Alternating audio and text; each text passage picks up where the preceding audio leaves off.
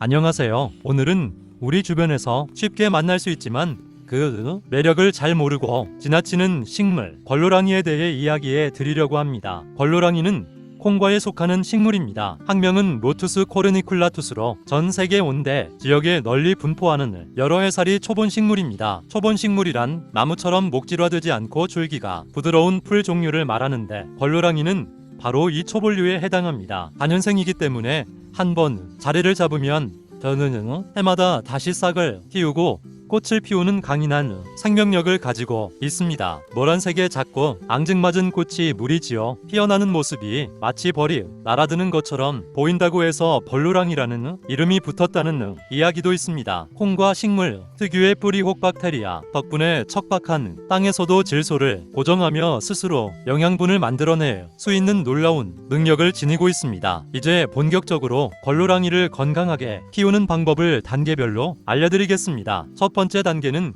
심을 장소를 고르는 것입니다. 걸로랑이는 햇빛을 정말 좋아하는 식물입니다. 하루에 최소 6시간 이상 직사광선이 드는 장소를 선택하는 것이 가장 중요합니다. 그늘진 곳에서는 줄기가 가늘고 굵게 웃자라며 꽃도 잘 피지 않습니다. 양지바른 정원 한켠이나 베란다, 옥상 화단처럼 햇빛이 풍부한 공간이라면 어디든 좋습니다. 실내에서 키운다면 남향, 창가 가장 밝은 자리를 선택해주세요. 한 가지 더 중요한 점은 통풍이 잘 되는 곳이어야 한다는 것입니다. 공기순환이 원활하지 않으면 각종 곰팡이병이나 해충 피해를 받기 쉽습니다. 두 번째 단계는 흙을 준비하는 것입니다. 걸로랑이는 물 빠짐이 좋은 토양을 가장 좋아합니다. 과습에는 매우 취약하기 때문에 배수가 핵심입니다. 화원에서 구할 수 있는 일반 원예용 상토에 모래나 펄라이트를 3:1 비율로 섞어주면 이상적입니다. 정원에 직접 심는 경우라면 점터질 흙은 피하고 사지량터, 즉 모래가 섞인 부드러운 흙을 선택하거나 기존 흙에 굵은 모래와 퇴비를 함께 넣어 개량해 주시면 됩니다. 토양 산도는 약산성에서 중성, 즉 수소이온 농도 지수로 6.0에서 7.5 사이가 가장 적합합니다. 걸로랑이는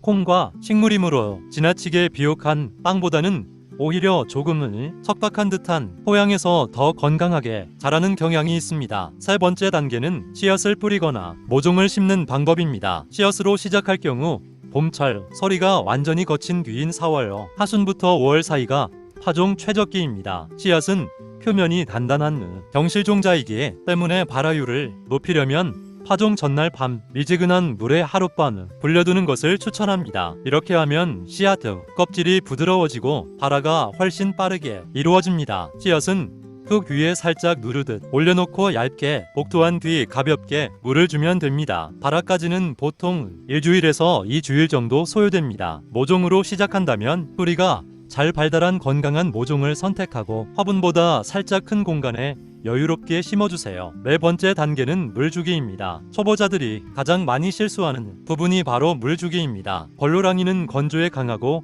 과습에 약합니다. 물은 흙 표면이 완전히 말랐을 때 듬뿍 주고 그 다음에는 다시 흙이 마를 때까지 기다리는 방식을 반복하는 것이 원칙입니다. 손가락으로 흙 표면을 2cm 정도 눌러봤을 때 건조하게 느껴지면 물을 줄 시기가 된 것입니다. 화분 바닥 배수구멍으로 물이 흘러나올 만큼 충분히 주되 화분 받침에 고인 물은 반드시 버려주세요. 고인 물이 뿌리를 썩게 만드는 가장 큰 원인입니다. 여름 장마철에는 야외에서 키울 경우 빗물이 과하게 고이지 않도록 배수에 특히 신경을 써야 합니다. 다섯 번째 단계는 거름 주기입니다. 앞서 말씀드렸듯이 걸로랑이는 콩과 식물로 뿌리 혹박테리아의 도움으로 스스로 질소를 만들어냅니다. 그렇기 때문에 질소 비료를 과다하게 주면 오히려 잎만 무성해지고 꽃이 잘 피지 않는 부작용이 생깁니다. 봄에 싹이 올라올 때 인산과 칼리 성분이 풍부한 완효성 비료를 소량 한 번 주는 것으로 충분합니다. 퇴비나 유기질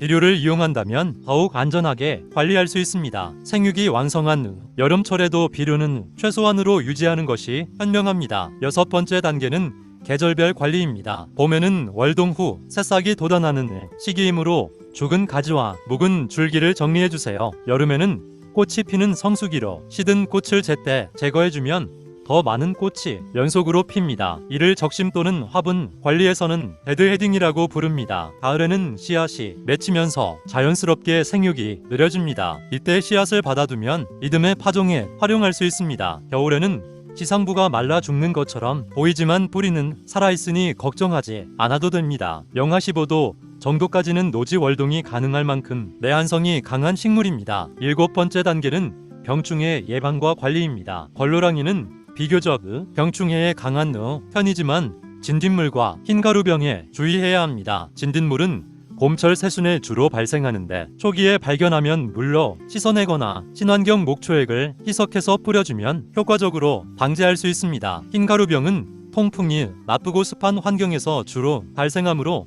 앞서 말씀드린 대로 통풍 관리만 잘 해줘도 예방됩니다. 잎이 노랗게 변한다면 과습이나 뿌리 손상을 먼저 의심해보세요. 마지막으로 한 가지 팁을 더 드리겠습니다. 걸로랑이는 한번 자리를 잡으면 매년 스스로 퍼져나가는 강인한 식물입니다. 꽃이 아름답고 꿀벌을 비롯한 수분, 곤충들이 매우 좋아하기 때문에 생태 정원을 가꾸는 분들에게도 강력히 추천드리는 식물입니다. 처음에는 낯설게 느껴지더라도 기본 원칙만 지키면 누구든 쉽게 키울 수 있습니다. 햇빛을 충분히, 물은 적당히, 흙은 잘 빠지게 이 세 가지만 기억하신다면 걸로랑이는 여러분 곁에서 해마다 아름다운 노란 꽃을 피워줄 것입니다. 오늘 소개해드린 내용이 여러분의 식물 생활에 작은 도움이 되었으면 좋겠습니다. 감사합니다.